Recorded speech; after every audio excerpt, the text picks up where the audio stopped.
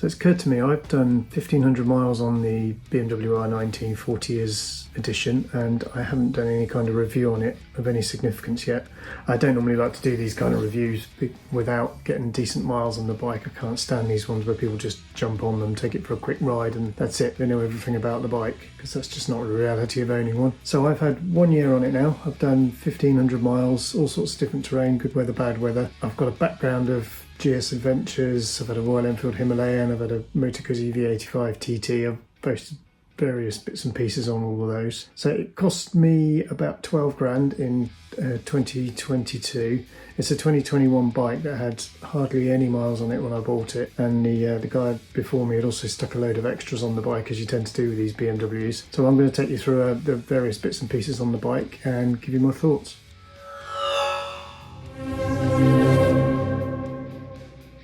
So I've got to start with the looks. It's probably one of the most striking things about the bike, and one of the things that appealed to me in the first place. So the natural question is, why did I come to a BMW R9T after a GS Adventure? The easy answer is I just wanted a more accessible bike I could jump on and off. Felt a bit better, just nip into the local cafe on it, and potentially could do the longer tours, but we'll see on that one, because I've got one coming up in September, which is a camping one, and we'll see how we get on with that on the bike. But from the general looks, I mean, it just really appeals to me. I love the colour scheme, I love the aggressive look of the bike. I love the openness and lowness of it. Just feels good. It appeals to me. It looks a bit different now to when I actually bought it. There's sort of a before and after shot I can show just here. And I've taken some stuff off and I've added other bits and pieces on, and I'll come to those as I go. I mean, the bits that have come off, I've taken off the small side panels which were used for put the numbers on traditionally. It's just, I thought it closed the bike up, didn't give it that see-through ability. Is that a word? We'll use it. Front looks nice. It looks quite good from the front with the pots sticking out either side. The rear, I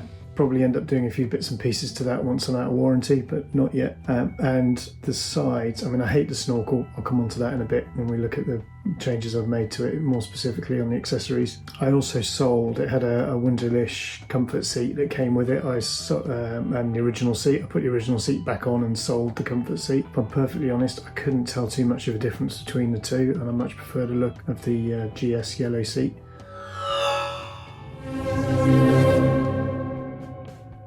So handling. So the steering is sharp and easy on it. Now that reference point is a GS Adventure and a big adventure bike, not a sports bike. So anybody coming the other way would probably have a completely different opinion, but one of the key reasons I bought the bike was I wanted it to be nice and easy and a little bit more playful to ride, rather than feeling like I'm sitting on the sofa, feeling I'm more engaged with the bike, and that's exactly how it feels. Now the suspension on it is fairly horrible on the back. It's absolutely fine on the front, and nothing to scare me there, but it's pretty hard and unforgiving on the back. It does need an upgrade. It's probably, again, one I'll do once the warranty's expired on it. I'll feel a little bit more comfortable fiddling around the bike with the bike on that, because it's not a particularly difficult job to change it. Probably one I'll have a go at myself. The shock was a bit of a shock to me when it actually first ride, because I'm used to the ESA on the GS Adventure, which just kind of glides over everything, whereas you really feel it on the R9T. But I've come from a very spoiled position on a bike that cost 10 grand more, so not really a surprise, and I just need to invest a little bit in it.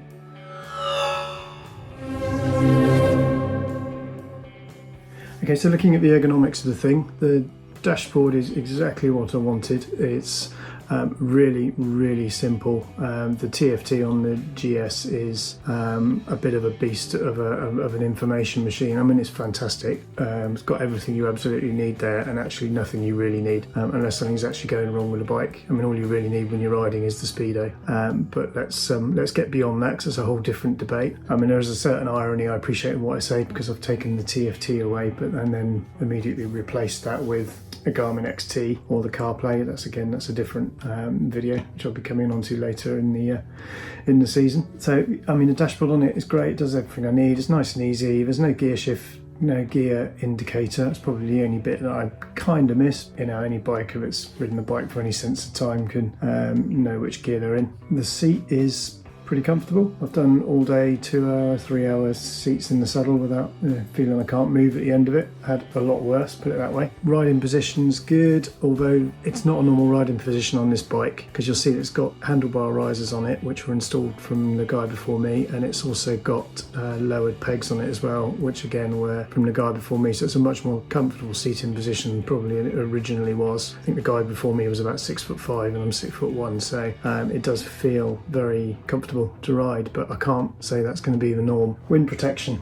Well, there isn't any. You've got the tiny little thing on the front, but actually at motorway speeds you're not feeling a lot of force through the handlebars. You're not having to hold on. It's pretty easy to get along with. I think the wind protection is just fine. I do have to probably clean my visor a little bit more than I would on a GS. You know, I learnt the hard way not to ride with my front zip open because that can be painful. And actually the gadgets on the thing are all really well hidden. It's got the cruise control, it's got ABS, it's got traction control, it's got heated grips, it's got all of the stuff you'd expect on a comfortable bike, but it's all very well hidden away, not sort of so in your face. I mean, it's your standard BMW control levers anybody with a BMW would be pretty familiar with. Recommended really. It's kind of got all of the toys that I need day to day without having to sort of mess up the look of the bike.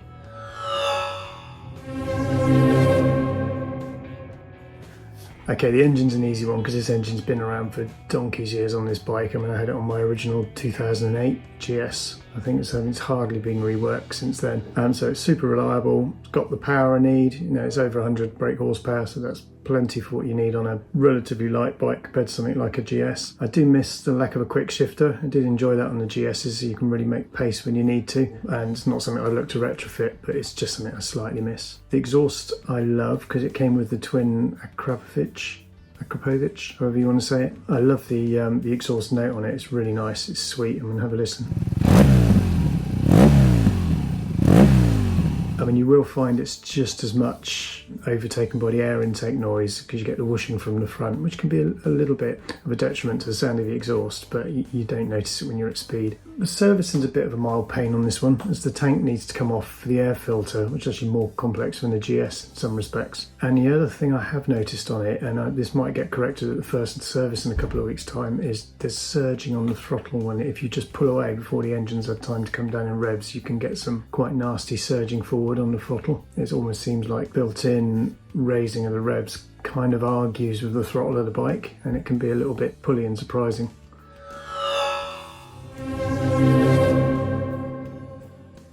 Okay, so on to the accessories.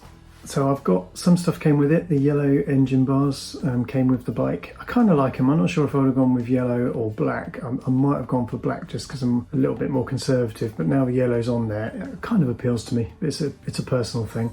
I removed the snorkel on the side because the snorkel air intake, I mean, I just thought that was such an ugly addition to the bike. Now I appreciate what they've done it to try and bring the air inflow further forward, but I don't ride in a super hot country where it's 35-40 degrees, so I've changed it for the Pier City Cycles intake, and I think it looks really nice. It makes the bike look a lot thinner, a lot more symmetrical. I think generally it just tidies up the whole side of the bike, and I've not noticed any different in engine temperature. I've done plenty of did Distinguished Gentleman's Ride a few weeks ago. That was 28 degrees, 27, 28 degrees for an hour riding at 10-15 miles an hour, and the bike didn't miss a beat and didn't get anywhere near overheating, so I'm pretty comfortable. The airflows on it is absolutely fine. Belly pan, I added that on.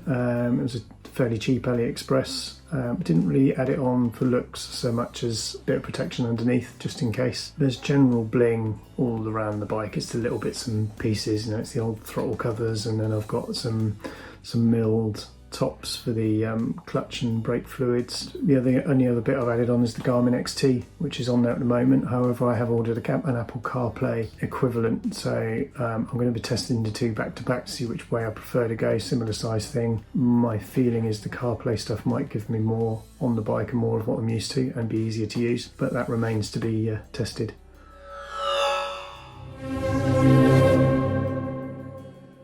So final one for me was luggage, and which way I went with the luggage. So I've actually gone down the SW Motec route with the Legend gear. So I just thought it matched well to the bike, and I wanted to go a little bit more heritage. I didn't want anything that was too polyester or aluminium.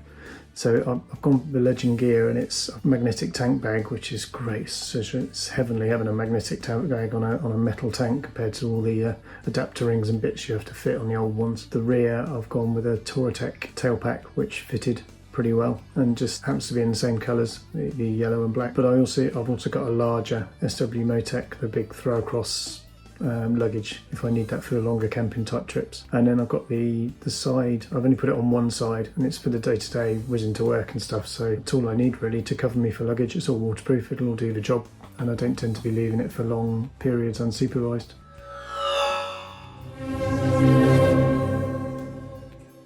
So in summary, for me, it's been perfect in the UK for 8 months of the year anyway. I would absolutely miss the GSA in Europe on the big trips around, on the 10-day trips, sort of 3,000-4,000 mile stuff. This isn't for me the bike for that. I mean, it would do it, but it just wouldn't be as much of a pleasure. Particularly as you're not taking stuff off the bikes, you're not gaining the benefit of offloading everything and then riding. You're pretty much carting it day to day. But for 8 months of the year for me in the UK, doing the weekend trips, doing the stuff to the cafe and back, it looks good, it feels nice, and I love it. So I'd recommend it. And you then bear in mind that I got a 12 grand bike, brand new for probably 14-15, which is a good 7,000 or 8,000 less than a GS now when you put the right kit on it. Yeah, that's my summary. Hope you enjoyed it.